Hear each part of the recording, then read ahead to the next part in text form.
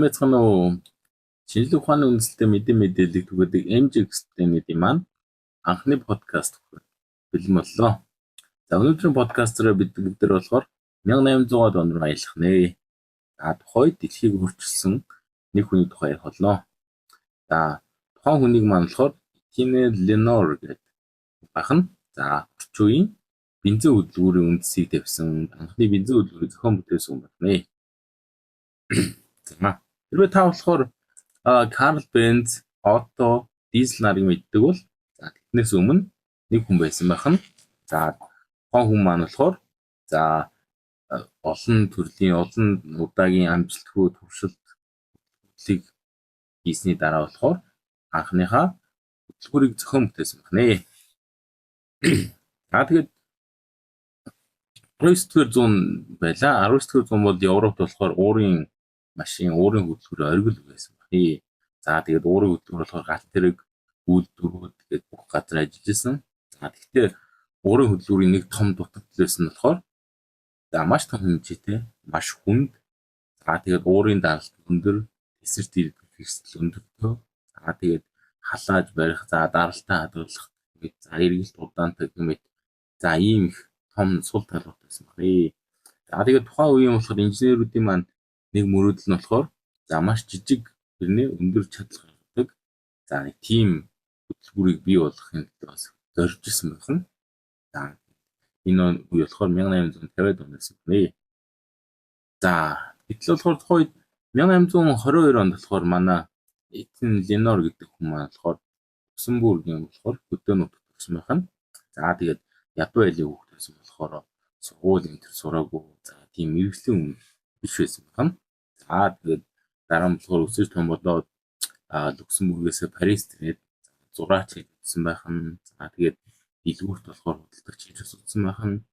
За тэгээд цаг өнгөрсөн болохоор Ленор маань болохоор цахилгаан соронзоор гэх мэтийг сонирхож ирсэн байх нь. За яг тухайн үед болохоор цахилгаан соронзоор маань Европтой яг нэлээд хэмэл тархажсэн. За олон төрлийн туршилтууд хийжсэн байна. За тэгээд Ленор маань болохоор ингээд нэг өдөр ажилласан байна тийм. За би ингээд энэ цахилгаан очиг болохоор хийн дотор тислээд тухайн хийгээ шатах юм бол тухайн хий маань шатад хэлэхдээ хоошин маань түлхээд хоошингоос хөдөө өсөж болох юм шүү гэсэн санаа төрсөн байна.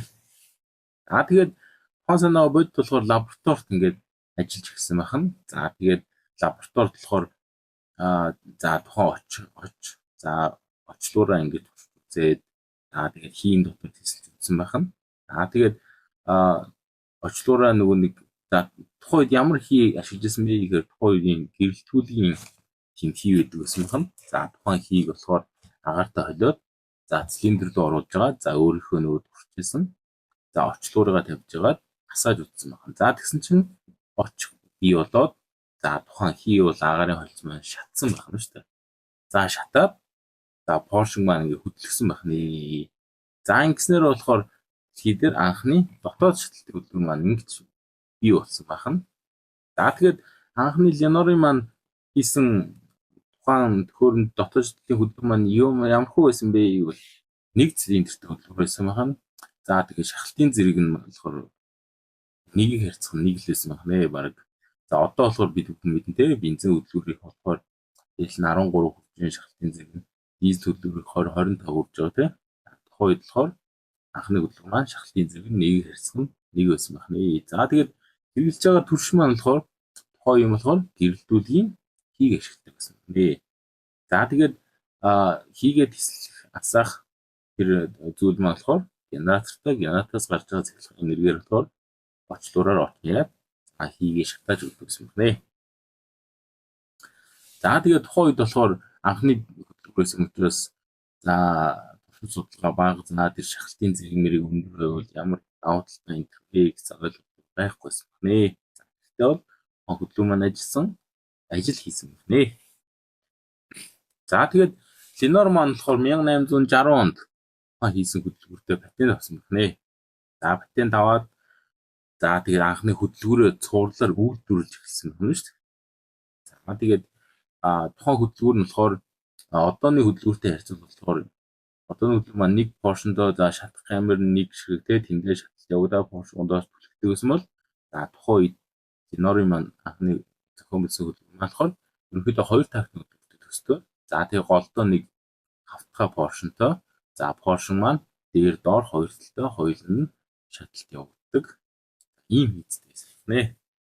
За тэгээд шахалтын зэрэг маш бага байсан байх нь нэгийг хэрцэх нэг байсан байх нь. За тэгээд гол дэвшилт тийм нь болохоор орчлуураар агаар нэг тийм холцоо болохоор хасаж үдвэсэн байна. За тэгээд хөргөлтийн систем энэ төр гэж баруун байгаагүй. За ажиллахаараа маш их халддаг. За тэгээд ерөнхийдөө хөдлөөр эргэлтэн маань болохоор нэг 100-аас 150 гэсэн байна. За тэгээд гаргаж байгаа чадал нь бол 1-ээс 2 морины чадалтай байсан байна. За тухайн үед болохоор за ийм хөдөлгөөр зохиогоод 1-ээс 2 морины чадал гаргана гэдэг маань одоо үед бодоход маш бага юм шиг боловч тухайн үед болохоор маш том дэвштэй байсан байна. За хэрхэн ажилтдаг байсан бэ гэвэл 2 тактын хөдөлгөөртэй төстэй байсан байна.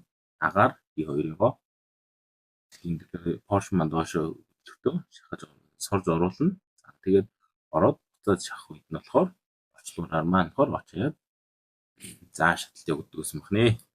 За тэгээд шатсан хий маань гадагшлаад дахиж шинэ цэнийг оржих маягаар ажилтдаг гэсэн байна. За тэгээд ерөнхийдөө ажилласан шин одоогийн болохоор 4 тактын хөдөлгөөртэй төстэй боловч за шахалтын зэрэг нь маш бага. За тэгээд агаар оруулж байгаа агаар хийг маань оруулж байгаа хавхлага маань бас хөдөлгөөр хийцтэй. За тэгээд дулааны алдагд маш ихтэй байсан байна. Дээрэс нь хөдөлгөөрийн маш их хий зарцуулдаг. Хүчний зарцуулга маш өндөртэй байсан байна. За гэхдээ болохоор энэ хөдөлгөөр маань анх болохоор ажилласан, зээлж гарсан, борлуулагдсан байна. За тэгээд тухайн хөдөлгөөр маань болохоор тухайн үед болохоор 400 ширхэг үйлдвэрлэгдсэн байна шүү дээ. За тэгээд 1860-аас 65 оны хооронд 400 ширхэг үйлдвэрлэгдсэн байна. Энэ болохоор тухайн үед маш том тоо байдаг гэсэн байна.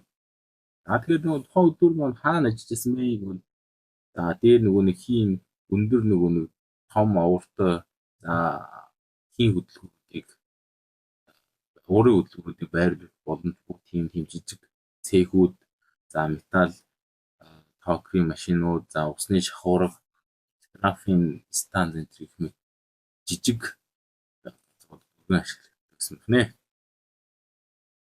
За тэгээд Ленор маань хойд өөрийн хөдөлгөөртөө өрсөлдөх өөрийн хөдөлгөөрийг ингэж гаргаж ирээд бодлуулсан байна. За тэгээд Ленор маань болохоор анхны хөдөлгөөрийг зохиосноос гадна бас анхны автомашиныг зохион бүтээсэн ингэж тооцогддог бас байна. Тэгээд Ленор маань болохоор тухайн болохоор хөдөлгөөрөө болохоор явах үед анги дээр угсарсан байна шүү дээ. Тэгээд явуулсан байх нь шүү дээ. За ингэснээр болохоор Ленор маань анхны дотоод шаталт хөдөлгөөртэй автомашиныг бас зохиосон тооцогддог байна. За тэгээд тухайн өөрийнхөө зохиосон хөдөлгөөрөө явах анги дээр тавиад явуулж үзсэн. За тухайн үед болохоор машины маань хурд маань 3 км цагтай гэсэн байна. За тэгээд 18 тухайн үед болохоор 18 км зам бол 3 цаг явж тохиолсон байх нь. За тэгээд мэдээж төгөлдлүүд нь болохоор хөргөлтийн систем хангалттай их халдаг, чичиргээтэй дуу чимээ ихтэй байсан байна. За ийм их дутагдaltaй байсан ч гэсэн тухайн үед болохоор маш дэвшилтэт технологиос нь анхны бензин хөдөлгөөртэй автомашин анхны дотоод шаталт хөдөлгөөртэй автомашин байна. Ингэж бас бий болсон байна. За тэгээд тухайн Ленорын маань хөдөлгөөрийн болохоор дутагдaltaй талууд нь болохоор за дээр хийсэн шахалтын зэрэг байхгүй тийм. Хүчний зарцуулгыг за хит их халан за эргэлт бага гэх мэт ийм их дутагдaltaй байсан байна. За тэгээд эдгээр дутагдал нь болохоор дараагийн хүнд илрэх боломж олгосон байна.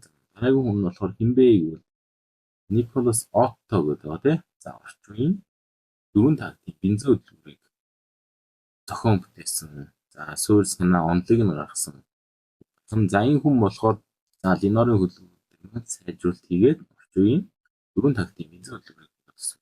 За одоогийн орчин үеийн бензин хөдөлгөөр бүгдээрээ Ер нь бол ихэнх нь бүгдээрээ болохоор оптогийн циклээр ажилладаг бахан. За тухайн оптог санаагаар ажилладаг гэсэн үг. За тэгэхээр тухайд отто маань бас хэлсэн байх нь шүү дээ. За Ленорын гаргасан тухайн математикоор энэ бол боломж байсан гэж тухайд бас хэлжсэн байна. За тэгээд Ленор маань болохоор анхны дотоод шилтгүүлбэрийг зохион бүтээсэн байх нь шүү дээ. За тэгээд Ленор маань дотоод шилтгүүлбэрийг зохиоод за тэрийн дараа нь болохоор отто маань сайжруулад дөрвөн тактик болгоод шахалтын зэгийн сайжруулад гаралтын чадлыг нь сайжруулад ингээс явсан байна. За тэгээ энэ дээр үндэслээд өмнө Рудольф Дизель маань болохоор дизель хөдөлгөөр дизелийн цикл гэдэг юм бий болгоод дизель хөдөлгөөр гаргажээд асар өндөр шигтэн хөдөлгөөрийг зохион бүтээсэн байна. За тэгэхээр Ленор маань болохоор эдгээр дараагийн агуу том зохион бүтээгч маань анхны санааг нь өгсөн эхлэлийн тавьсан байна. За тэгээд Ленор маань болохоор 1900 онд нас барсан байна. За тэгээд амьдралынхаа сүүлийн мөчүүд болохоор нэр алдартай биш, баялагтай биш. Тэгээд ерөнхийдөө анхны зохиосон хөдөлгөөрөөж өндөр ашиг олцдог байж байгаад өнгөрсөн байна. За тэгээд Ленор маань болохоор хүн төрөлхтөнд юуг авчирсан бэ гэвэл анхны дотоод очлуур цэвэрлэгийн асаалтын системтэй дотоод шилтгүүлбэрийг хүндрэлтэнд авчирсан байна. За тэгээд анхны автомашиныг зохион бүтээгч оролцсон байна. За тэгээд Бенз болон Отто, Рудольф Дизель гэх мэт агуу дараагийн үеийн зохион бүтээгч маань эхлэн болсон байна. За тэгээд өнөөдөр бидний унж байгаа машин, нисэж байгаа онгоц, генератор энэ бүгдийг эхлүүлсэн хүн маань болохоор өнөөдрийн маань ярьсан Этьен Ленор гэдэг хүн байдаг байна. Тэгэхээр ингээд одоо MJXP-ийн маань за анхны подкаст маань энд хүрээд. Тэгээд дараагийн подкастуудаараа илүү их шинжлэх ухааны мэдлэг за алдартай зохион бүтээгчдийн онцлж ярих болно. За тэгээд өнөөдрийн маань подкастыг энэ хүртэл сонссон.